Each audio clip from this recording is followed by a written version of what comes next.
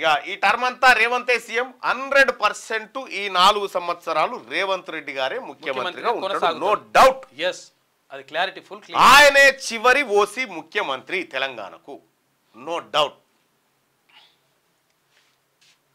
Revanth mark పాలన successful గా 1 year complete. సీనియర్లు జూనియర్లు తేడా లేకుండా ముందుకు. అసమ్మతి అసంతృప్తి తలెత్తకుండా జాగ్రత్తలు. శాఖల్లో మంత్రులకు పూర్తి స్వేచ్ఛ సమప్రాధాన్యం. పార్టీలోను పైచే సాధించడంలో విజయం. కేసీఆర్ పై రేవంత్ న్యాయ స్ట్రాటజీ తీసుకున్నాడు. గులాబీ నేతలపై వ్యక్తిగత విమర్శలకు ఫుల్ స్టాప్. సలహాలు సూచనల కోసం అప్పీళ్లు. ఉత్సవాలకు రావాలని ఇన్విటేషన్. శాసనసభకు వస్తే అటాక్ చేయాలనే ప్లాన్, లేకపోతే ప్రజా బోన్లో ఇరికించే వ్యూహం చేసి. కేసీఆర్ గారు శాసనసభకు వస్తాడని మీరు భావిస్తున్నారా? కేసీఆర్ గారు సభకు వస్తాడని మీరు భావిస్తున్నారా?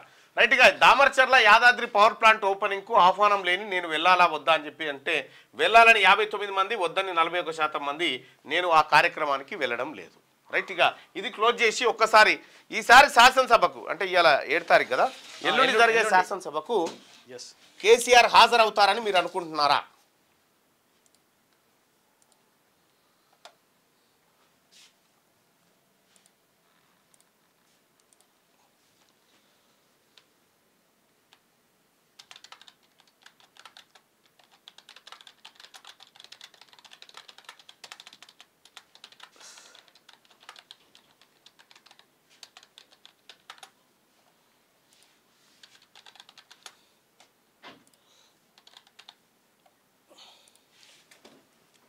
వస్తాడు అనుకునే వాళ్ళు వస్తాడని, రాడు అనుకునే వాళ్ళు రాడు అని మీ అభిప్రాయాన్ని తెలియజేయండి. ఆంధ్రాలో బీసీ గర్జన పెట్టండి. 21 తారీఖు విజయవాడకు వస్తా ఉన్నా. విజయవాడలో బీసీలకు సంబంధించినటువంటి మీటింగ్ ఉంది.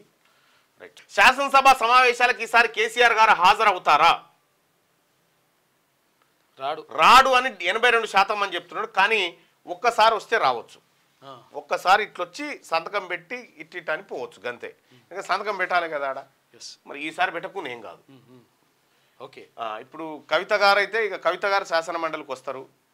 శాసన మండలిలో ఆమె ఏది అరెస్ట్ అయిన తర్వాత మొదటిసారిగా అరెస్ట్ అయ్యి జైలుకు పోయి వచ్చిన తర్వాత మొదటిసారిగా శాసన మండలికి వచ్చేటువంటి అవకాశం ఉంది.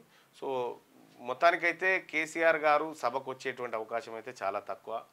ఆయన సలహాలు సూచనలు రాష్ట్ర ప్రభుత్వం తీసుకోవడానికి సిద్ధంగా ఉన్నా ఆయన రావడానికైతే సిద్ధంగా ఉన్నట్టుగా కనిపించట్లేదు.